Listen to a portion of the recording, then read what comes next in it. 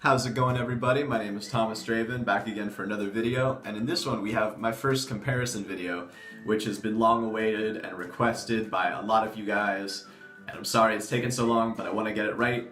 So today we're going to be comparing Cavalier Clay by Blumaan and Kocaine Klay.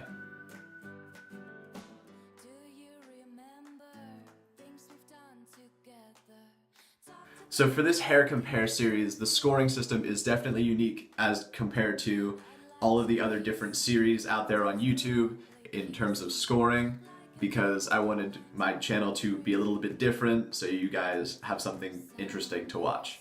So in terms of packaging and scent, those are each worth only half a point, and all of the other categories like application, breakdown, styling, hold, finish, and price are all worth a whole point, just because I think that the aesthetics of a product are important, but definitely not as important as other things. So my hair has already been blow dried because I use these products in dry hair. I think most heavy clays should be used in dry hair. And I pre-styled using the Lockhart's Hair Groom. We're going to start off with Cavalier Clay by Blumaan. This was a collaboration between Blumaan and Cameron Cretney. And in terms of packaging, I love the Blumaan packaging with a passion. I think it's so cool and artistic and fresh as compared to a lot of other brands. It's got a very cool design, and I think it's just awesome. On the other hand, I think the packaging for Kocaine Klay is not nearly as interesting or new as the packaging for Cavalier. It's got this black plastic and this dark blue design of, I guess, sort of quiffy hair, and I just don't think it's nearly as inspiring or fun to look at. So for me, the point for packaging, or I guess the half point, would be going to Cavalier. In terms of scent, I actually am not too huge on either of these, but I definitely like one over the other. The Cavalier has a very sort of vanilla earth scent, which sounds kind of weird because it is kind of weird. It just doesn't smell like anything else, but that's not always a good thing. So, on the other hand, the Kocaine Klay has one of the most intriguing scents in the entire hair product market, in my opinion, because I've been told that it smells like limes, but when I smell it, it smells like a lemon honey cough drop. And those are like my favorite kind of cough drops when I'm sick, so it's not like a more enjoyable fragrance so much as the Cavalier, but I prefer it just because it's something that actually has a certain level of nostalgia to it. So the half point for scent is going to go to Kocaine Klay. In terms of scooping out the Cavalier, it's definitely on the easier side because you'll find that it is a bit more waxy than the Kocaine Klay, and it just goes into the hands very easily and spreads out and emulsifies very easily as well.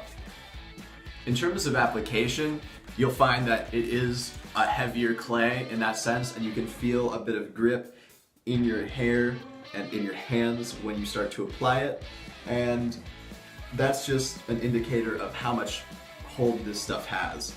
So it's not anything unpleasant, and you can kind of fight it by using a hair tonic, which is what I would usually do for this type of product. So definitely not unenjoyable. On the other hand, with the Cavalier, you'll find that it is much drier in terms of application and even scooping it out of the jar as compared to the Cavalier.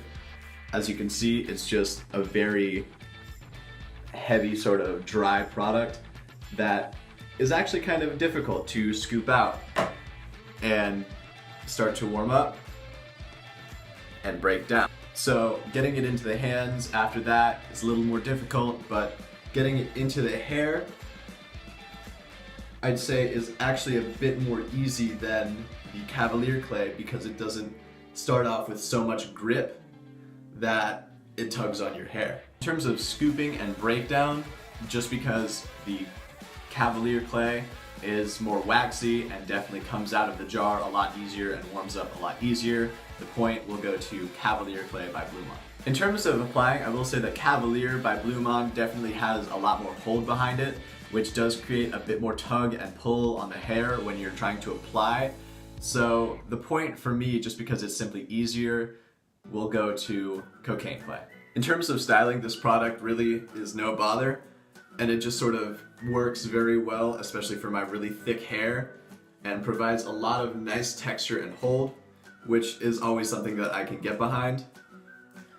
In terms of styling, I would say that the Kocaine Klay is a little bit easier to use just because it does have a bit less hold and definitely doesn't tug on the hair nearly as much. In terms of styling, it's a similar process with the Cavalier and the Kocaine Klay. Kocaine Klay definitely doesn't have as much hold, but it also just goes through the hair a lot more easily, and the styling is absolutely a breeze. So the point for styling will go to Kocaine Klay. In terms of finish, by comparing these two products, I've kind of noticed that because of the waxiness of the Cavalier Klay, it does produce a small amount of shine to the hair when it's used. But with the Kocaine Klay, it definitely has a mattifying effect where it looks like there's really nothing in your hair whatsoever. So in terms of finish, I'm definitely going to give the point to Kocaine Klay. In terms of hold, I will say that Blumaan definitely has a lot more hold than the Kocaine Klay, which with both products being advertised as a high hold, I would say that Kocaine Klay is more of like a light, firm hold. If that, it's kind of more on the medium spectrum, but it definitely does have quite a bit of hold to hold your hair in place all day long. But because it is more closely advertised to what I believe it actually is, the point for hold is going to go to Cavalier. In terms of washability, this product is also definitely a performer in that aspect. In most situations, it comes out with just water, which I think is awesome for such a heavy product, but sometimes there are times when I use a little too much and I have to use my Shavu activating oil cleanser just to get the rest of the residue out of my hair. In terms of washability as well, this is where the Kocaine Klay does perform incredibly well.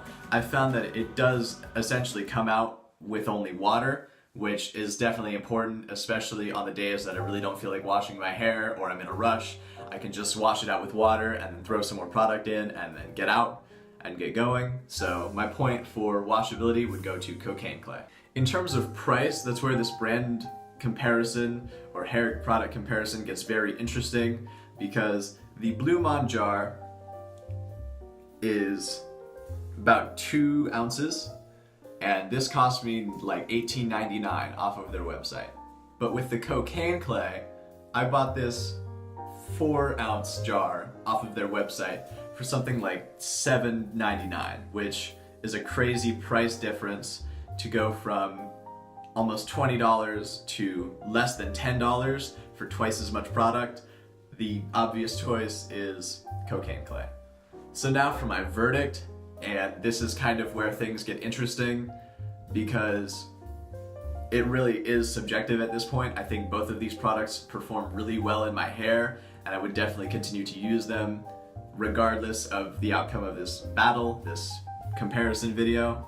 For me, because this product requires a lot less effort to use and definitely still works as well as many other products, the winner for today is going to be Kocaine Klay. So there you have it. That's my first comparison video. I hope you enjoyed, and let me know if there are any other products that you'd like me to see.